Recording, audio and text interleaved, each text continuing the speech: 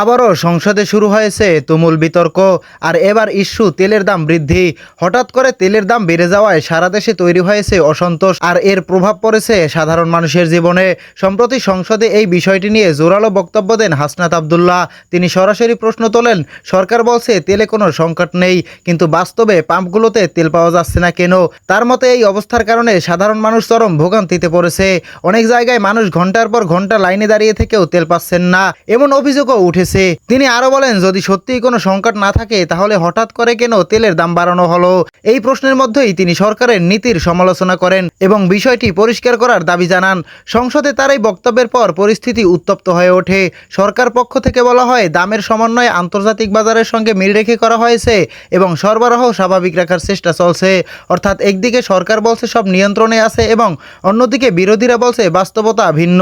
এই দ্বন্দ্বই এখন বড় আলোচনার বিষয়। সবচেয়ে বেশি ভুগছে সাধারণ মানুষ, যাদের প্রতিদিনের চলাচল, পরিবহন খরচ এবং নিত্য প্রয়োজনীয় জিনিসের দাম সবকিছুর ওপরেই এর প্রভাব পড়ছে। এখন প্রশ্ন হলো, তেলের এই দাম বৃদ্ধি কি সাময়িক, নাকি সামনে আরও বড় সংকট আসছে?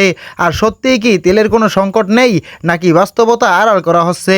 প্রিয় দর্শক, আপনার কি মনে হয়? কমেন্টে আপনার মতামত জানাতে ভুলবেন না। আর ভিডিওটি ভালো লাগলে লাইক, শেয়ার এবং সাবস্ক্রাইব করুন।